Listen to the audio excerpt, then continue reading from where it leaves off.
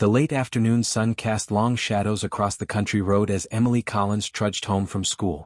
At 9 years old, she carried herself with quiet confidence. Her worn backpack hung heavily from her small shoulders, filled with books and a small set of tools wrapped in cloth, a gift from her Uncle Matthew. Emily hummed softly, kicking pebbles along the roadside when a gleaming black Mustang GT caught her attention. It hadn't been there that morning. Its hood was propped open and a man in an expensive suit paced beside it, phone pressed to his ear. "I don't care what meeting I'm missing," the man said sharply. "I'm stuck on County Road 16 with a car that won't start, and no mechanic can make it out for hours." Emily slowed her pace, studying the scene. The man looked out of place against the rural backdrop. His tailored suit probably cost more than Uncle Matthew made in a month at the garage. "Fine, I'll figure it out myself," he said before ending the call and shoving the phone into his pocket. He turned toward the engine, staring at it helplessly.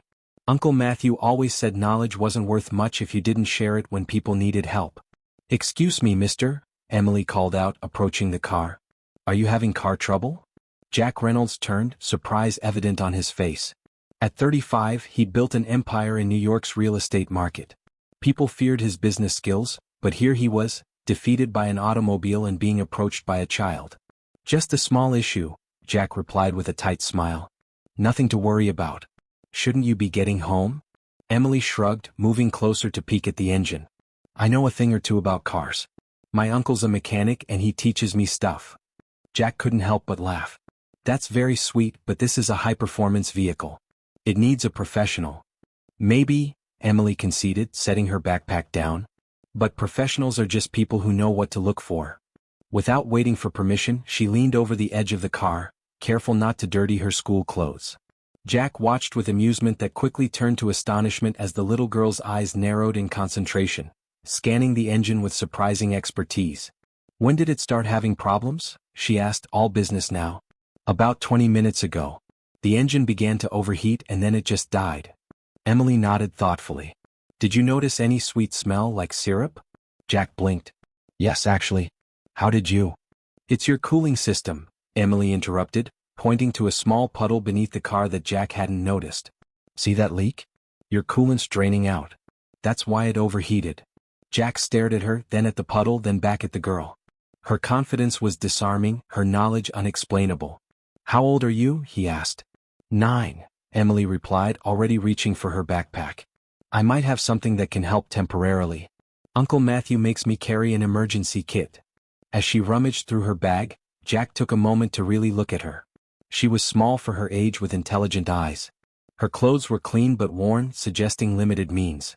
Her honey blonde hair was pulled back in a practical ponytail. "Here," she said triumphantly, pulling out a small roll of specialized tape and a packet of cooling system sealer. "This can patch it until you get to a real mechanic.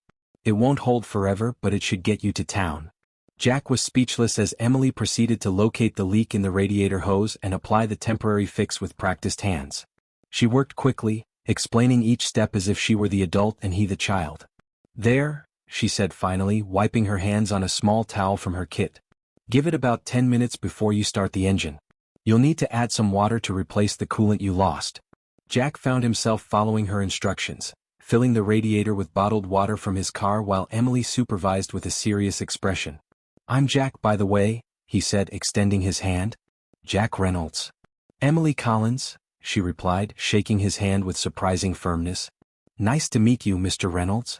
As their hands met, something caught Jack's eye, a flash of deep red on Emily's finger. An old ring with a ruby stone, clearly too large for her small hand but secured with thread wrapped around the band to keep it in place. For a moment, Jack felt the world tilt slightly. That ring. Something about it seemed hauntingly familiar, stirring memories he couldn't quite grasp. "That's an interesting ring," he said, his voice suddenly unsteady. Emily glanced down, her expression softening. "It was my mom's," she said. "It was a symbol of an important promise." A shadow crossed her face. "She died last year." "I'm sorry," Jack said automatically, but his mind was racing. Why did that ring seem to pull at him like an undertow? Why did looking at it make his chest tighten? The engine started smoothly when they tried it, breaking the moment. Emily beamed with satisfaction while Jack remained distracted, unable to shake the feeling that something significant had just happened. "Let me give you a ride home," he offered. It's the least I can do. Emily hesitated only briefly before nodding. Thank you, Mr. Reynolds. That would be nice. As they pulled away, Jack couldn't stop glancing at the ruby ring on her small finger. Each time the sunlight caught its facets, flashes of memory teased the edges of his mind. That ring, Jack finally said, breaking the silence. It's quite unusual. Where exactly did your mother get it? Emily twisted the ring absently. Mom never said exactly, just that a special person gave it to her to keep safe, and that someday I might understand why it was important. Jack gripped the steering wheel tighter. May I see it more closely when we stop?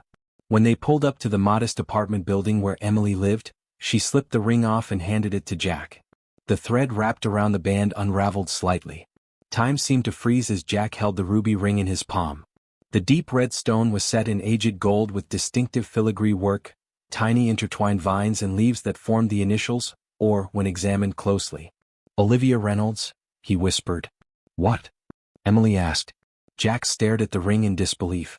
15 years ago, I gave this exact ring to a little girl at Sunshine Children's Home, a girl named Lily. I promised I'd come back for her. Emily's eyes widened. Sunshine? That's the name Mom sometimes mentioned in her sleep. She'd have nightmares about it. Your mother, Sarah Collins, did she work there? Was she a nurse? Yes, Emily confirmed. Before she adopted me. I was only 2, so I don't remember anything about it. Jack's mind raced with impossible connections. The timing, the ring, the coincidence of their meeting. Emily, I think there might be more to your mother's story than you know, and maybe to mine as well. Before Emily could respond, the apartment door burst open, and a man in his early 40s rushed out, relief washing over his worried face. Emily, where have you been? You're an hour late and I was about to call. He stopped, eyes narrowing at the sight of Jack's expensive car and suit. Uncle Matthew, this is Mr. Reynolds, Emily explained quickly. His car broke down and I helped fix it. He gave me a ride home. Matthew Collins sized up Jack with caution. That was kind of you, he said finally, his tone guarded. Emily's got quite the knack for engines. Jack nodded, extending his hand. She's remarkable. Saved me today. As they shook hands, he added, I'd actually like to speak with you both sometime about Emily's mother and where she worked before. Matthew's expression hardened. Why would that interest someone like you, Mr. Reynolds? Jack reached into his jacket, producing a business card. It's a long story, but I think it might be important for all of us. As Jack drove away, Emily felt the ruby ring suddenly heavier on her finger. Somehow she knew that her life had just changed forever. Jack's hands trembled as he inserted his key card into the private elevator of his Manhattan skyscraper. The encounter with Emily had unearthed memories he'd spent years burying.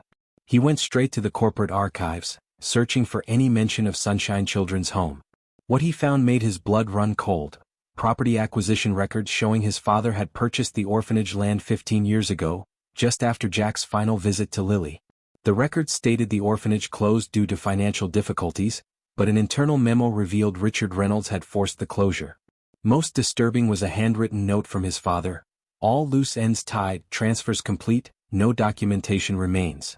Meanwhile, Emily and Matthew examined Sarah's diary, which mentioned papers in the bank, and truths that need to be revealed. They found a small key taped to the diary's back page. The next day they visited First National Bank and opened Sarah's safe deposit box. Inside was a manila envelope containing adoption papers that were clearly forged, and original documents Sarah had smuggled out, including a birth certificate for Lily Reynolds, born to Olivia and Richard Reynolds. That's impossible, Matthew breathed. Richard Reynolds is one of the richest men in New York. And you're saying he's your father? And Jack, Emily realized. If these are his parents too, then he's my brother. Meanwhile, Jack discovered Sarah Collins had resigned the same day the orphanage closed, citing ethical concerns. More disturbing was what his investigators hadn't found. Any record of what happened to a child named Lily after the orphanage closed. It was as if she had simply vanished. Jack arranged to meet Emily and Matthew at a quiet diner in Brooklyn, away from prying eyes. I think you're my brother, Emily said immediately when he arrived. And I think Richard Reynolds, our father, has been hiding you for 15 years, Jack replied. The question is why? Jack explained that he had also found a list in company archives categorizing children from Sunshine like inventory. My father doesn't do anything without a purpose. The next day, Jack secretly met with his mother, Olivia Reynolds, at St. Patrick's Cathedral during her weekly confession. the only place she could go without Richard's knowledge. "I found her, Mother," Jack said simply. "I found Lily." Olivia froze, her composure cracking. "That's impossible." Richard said she died. "Another of Father's lies. She's alive. Sarah Collins took her and protected her all these years." Then Olivia revealed the shocking truth. Lily was not Jack's sister but one of identical twin girls born to Olivia and Richard. Richard had told Olivia one twin died during delivery, but had actually hidden Lily at Sunshine. "Insurance. Control," Olivia explained. Richard needed a backup plan. He built the company using methods that could someday be questioned. He needed a way to protect his legacy if you ever became problematic. Lily was his contingency, a genetic match to you, raised separately but under his control, ready to replace you if necessary. And the other twin? Elizabeth? "I don't know what happened to her. Richard said she died, but after what you've told me about Lily..." When Richard discovered Jack's investigation, he confronted him. "Interesting choice of meeting place this morning," Richard said, showing Jack surveillance footage of him with Olivia at the cathedral. "Care to explain why you're upsetting your mother with fairy tales about dead children?" Jack realized then that his father wasn't just hiding secrets, he was dangerous. And Emily might be in grave danger too. While Richard attended a charity gala, Jack broke into his father's private vault. Inside he found disturbing evidence: files on special adoptions, genetic research, and contingency assets. Richard had orchestrated dozens of adoptions, selecting children with specific traits and potential. A folder titled Reynolds Succession held detailed plans for Emily's future. Schedules for her education, psychological conditioning, even medical procedures planned for her teenage years. Jack's fiancée, Victoria Huntington, caught him in the act but surprisingly helped him escape. "I've seen what Richard does to people who stand in his way," she explained. "We've both been pawns, Jack. I just figured it out sooner." The Sunshine Plaza groundbreaking ceremony provided the perfect opportunity to expose Richard publicly. Every major news outlet would be there, along with city officials and business leaders. Jack arranged to be added to the speaker list, while Matthew posed as event staff. Dr. Margaret Winters, the former head of Sunshine Children's Home, agreed to testify about Richard's schemes. As Richard took the stage to announce the luxury development, Jack interrupted him. "Before we discuss Sunshine Plaza, I'd like to share something about the property's history." Jack revealed how an orphanage once stood on the site, closed suddenly with children dispersed and records erased. "I recently discovered why," he said as screens displayed documents from Richard's vault. The orphanage was part of a decades-long operation to manipulate children's lives for personal gain and disturbing experiments. Gasps echoed through the ballroom as Jack continued. "These files show how Richard Reynolds separated twin daughters at birth, declaring one dead while secretly monitoring the other. At that moment, Olivia entered with Emily at her side, both wearing identical ruby rings. "I'd like to introduce Emily Collins," Jack announced, "born Lily Reynolds, daughter of Olivia and Richard Reynolds." Richard lunged for the microphone but it was too late. Sarah Collins stepped forward from the crowd. "I saved Lily when I heard your plans for her," she told Richard directly. "To raise her separately as a replacement for Jack if he ever disappointed you. To use her for your twisted genetic research." Cornered and furious, Richard played his final card. "You think you've won? You've destroyed everything including yourself," he told Jack. "Did you ever wonder why I chose you to adopt? Look at yourself, Jack. Look at your mother. The resemblance isn't coincidental." As the truth dawned on Jack's face, Richard laughed hollowly. "That's right. Olivia wasn't just my wife, she was your biological aunt. Your real mother was her sister. You're a Reynolds by blood all along, just another piece in my grand design." The ballroom fell silent. Then FBI agents entered, led by a stern-faced woman who approached the stage. "Richard Reynolds, you're under arrest for fraud, falsification of records, bribery of public officials, and conspiracy." As agents led Richard away, Victoria stepped forward. "They have everything, Richard. While you were focused on Jack, I've been cooperating with the FBI for months." Then she turned to Emily. "Elizabeth didn't die at birth. She was adopted by the Huntington family, my family. I didn't know until last year when my father revealed the truth on his deathbed." "You're?" Emily began. "Elizabeth Reynolds," Victoria confirmed. "Your twin sister. Another pawn in Richard's twisted game." 1 year later, the property that was meant to become Sunshine Plaza had been transformed into the Sunshine Memorial Center, a community hub offering education, technical training, counseling, and family support services. Jack Collins, formerly Reynolds, stood at the podium for the opening ceremony. A year ago, many of us were strangers connected only by secrets and pain engineered by one man's obsession with control. Today we gather not to dwell on that past but to celebrate what we've built from its ashes. Emily, now 11, sat between Olivia and Sarah, beaming with pride. Victoria stood nearby, no longer the polished socialite but a focused advocate whose testimony had been crucial in the cases against Richard. Matthew watched over them all as director of the technical training program, already working with teenagers aging out of foster care. "I want to thank those who made today possible," Jack continued. Matthew Collins, whose courage never wavered. Sarah Collins, who risked everything to protect a child. Olivia, who endured decades of silence but found her voice when it mattered most. Victoria, who chose truth over privilege. His voice softened as he looked at Emily. "And especially this young lady, who reminded us all what matters when the world seemed upside down." Together, Jack and Emily cut the ribbon, officially opening the center. Later, Jack found Emily sitting in the memorial garden, turning her ruby ring thoughtfully. "What's on your mind?" he asked. "I've been thinking about this ring. It started everything when you recognized it that day on the road.